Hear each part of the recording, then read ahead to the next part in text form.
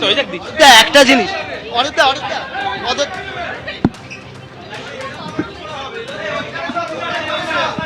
এই মুহূর্তে একসাথে বলি না, ওখানে প্রেসে বলি।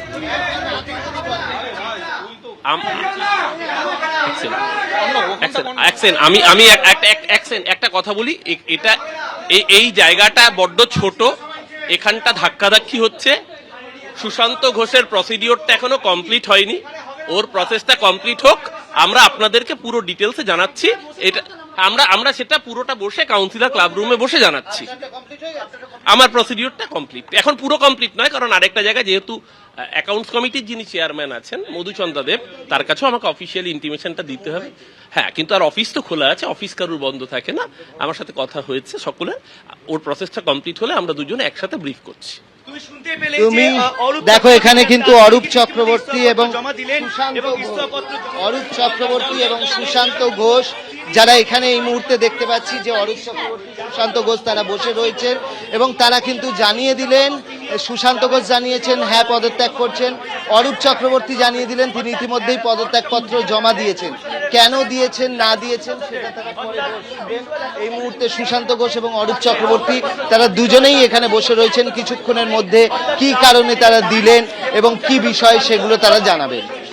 অর্থাৎ ইতিমধ্যেই দেখা যাচ্ছে অরূপ চক্রবর্তী, সুশান্ত ঘোষ দুজনেই চলে এসেছেন। পাবলিক অ্যাকাউন্টস কমিটির চেয়ারপারসন মাথায় যিনি রয়েছেন মধুচন্দ্রা দেব, তার কাছে অফিসিয়ালি আর কিছুক্ষণের মধ্যে নিজের রেজিগনেশন জমা দেবেন অরূপ চক্রবর্তী। অন্যদিকে সুশান্ত ঘোষ বড় চেয়ারম্যানের পদ ছাড়ছেন, 12 নম্বর বড় চেয়ারম্যানের দায়িত্বে তিনি ছিলেন, আজকে পদত্যাগ করছেন। প্রসিডিওর শেষ হওয়ার পরেই তারা একেবারে বিস্তারিত জানাবেন সংবাদ মাধ্যমের সামনে। অরূপ চক্রবর্তী তেমনটাই বললেন। কলকাতা পুরসভায় এই মুহূর্তের ছবি দেখতে পাচ্ছেন, অরূপ চক্রবর্তী, সুশান্ত ঘোষ দুজনেই কিন্তু পৌঁছে গিয়েছেন। কিছুক্ষণের মধ্যেই নিজের ইস্তফা পত্র তারা জমা দেবেন। ইতিমধ্যেই কিন্তু তারা যাচ্ছেন জায়গায় যেখানে পাবলিক অ্যাকাউন্টস কমিটির চেয়ারম্যান মধুচন্দ্রা দেব, তার কাছে নিজের পদত্যাগ পত্র জমা দেবেন অরূপ চক্রবর্তী, এবং সুশান্ত ঘোষ 12 নম্বর বড় চেয়ারম্যান পদ থেকে ইস্তফা দিতে চলেছেন।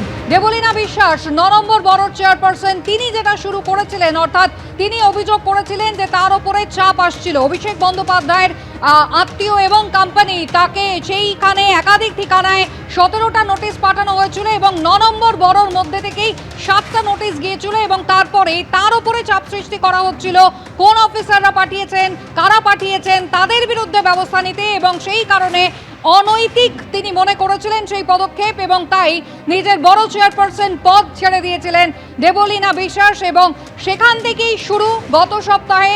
এবার আপনারা দেখতে পাচ্ছেন অরূপ চক্রবর্তী তৃণমূল কাউন্সিলর, যদিও নিজের কাউন্সিলরের পদে তিনি থাকছেন, তবে আপাতত পাবলিক অ্যাকাউন্টস কমিটির সদস্য পদ ছাড়ছেন তিনি।